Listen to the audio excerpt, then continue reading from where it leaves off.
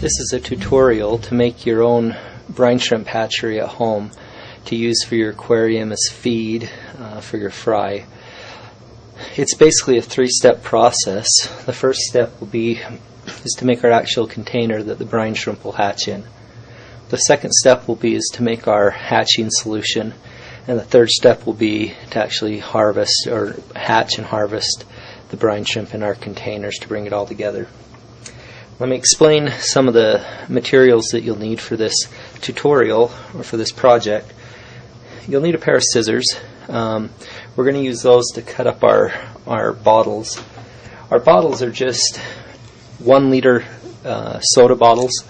You can get anywhere, but the 1 liter is what we're going to use, and you're going to need 2 of those. You'll also need some rigid tubing for air supply. You can get this at a pet supply store. While you're there, you'll want to pick up some plastic flexible tubing. It's again air hose, airline tubing, and then of course we're going to need an air pump. The second step is actually going to be creating our hatching solution. You can just use regular table salt. The non-iodized type is the best. And you can pick that up at any grocery store along with your baking soda. We'll use this to get the correct pH that we need, and that'll help your brine shrimp hatch and live longer. And then you'll need a tablespoon, if you can see that. We'll need a tablespoon to hatch or to measure our salt. Then as far as this goes, we'll need a light source, a lamp, a straw. We're going to use this to actually harvest our brine shrimp. You'll need a teaspoon, half a teaspoon actually. This will be used to measure our brine shrimp. And then of course your brine shrimp. And I recommend 90% brine shrimp if you can afford it. If not, the 70% will be fine. You just might want to let it go a little bit longer in your hatching vessel to get the optimum hatch out. So let's get started. We'll begin with step 1.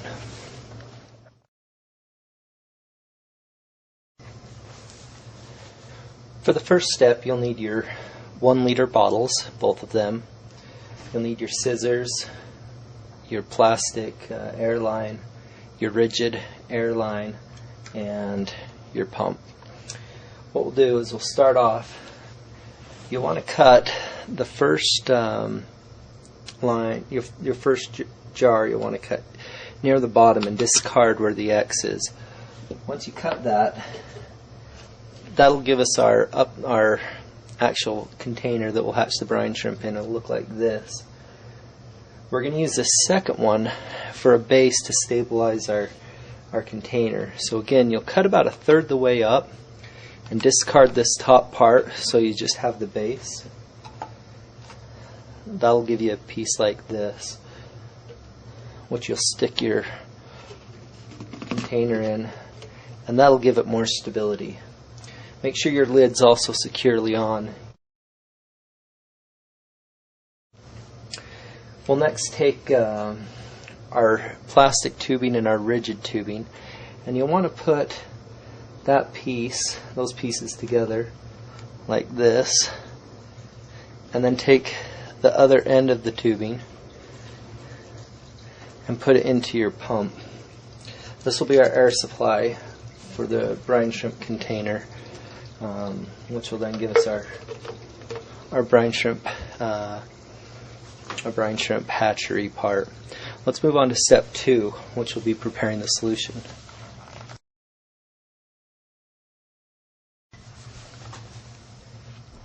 Alright, once you've got your hatching container made, step 2 is to make the hatching solution. It's very simple.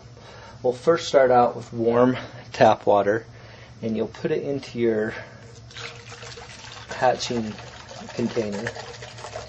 You'll want to fill this up not quite full, about 3/4 the way.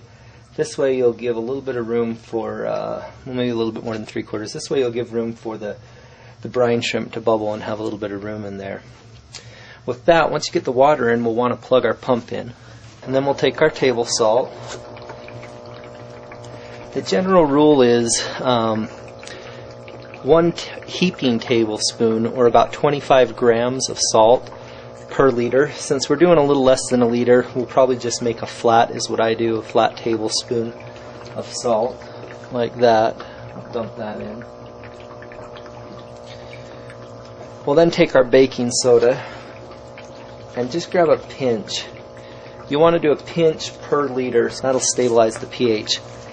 Now you've got your hatching solution that you're going to put your brine shrimp in. This takes care of step 2. Now let's show you step 3.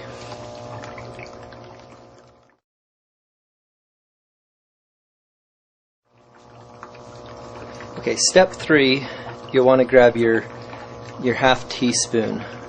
I recommend doing a half a teaspoon per liter of water. So we'll take our brine shrimp eggs, like I said, 90%. And as you can see, it kind of looks like sand. They're very small. And what we'll do is we'll just flatten that off to where we have a half teaspoon of brine shrimp eggs, which we'll add to our container. What will happen is you'll get some that will float on the top. You can take your straw that we're going to use to harvest it and swish it around a little bit if you need to, till the eggs actually hydrate. When the companies, the harvest companies, pull these off of the Great Salt Lake or various salt ponds, they dry them off and they'll dimple. And when they dimple, they are able to store for years that way until they are introduced back into a hatching solution again. With this, we'll now let it go for 24 hours. We'll want our light on. This way it will hatch properly. You'll also want it in a warm place. The optimum hatching temperature is between 77 and 80 degrees Fahrenheit.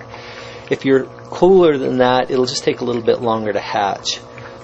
A teaspoon like this with 90% hatch rate is going to be equal to about 280,000 brine shrimp eggs. And so you can imagine you'll have a lot of brine shrimp. If you get 90% of them to hatch out in there, you'll have, almost 250,000 brine shrimp swimming around that you can feed to your fry. So let's let this go for 24 hours and then we'll show you how to harvest it. Okay, so here we are 24 hours later. You can see there's a color change in our container. It's gone to an orange, which are the brine shrimp actually being circulated around in there. Okay, let's remove the air, and I'll show you how an easy, simple way to harvest the brine shrimp for your fry. All right, here we are about 10 minutes later. I've let the brine shrimp shell separate from the brine shrimp themselves. At the bottom here you can see it's orange from here to here. This is where all your brine shrimp are swimming. Here you should have a clear column of water, and then at the top your shell, I can maybe show you a little bit closer. You can see the shell on the top, the clear column of water, and then it gets orange down at the bottom. The concentration of the brine shrimp are going to be down here at the very, very bottom. So what we want to do is just take our straw, and you'll put your finger on it, the very top, and you'll put it down to the very bottom, and then let go of your finger and grab it. And as you can see, the straw will be orange. That's all of the brine shrimp that you want. And that way, when you're done, you can just let it go, and it will feed it to your fish, and they'll just love it.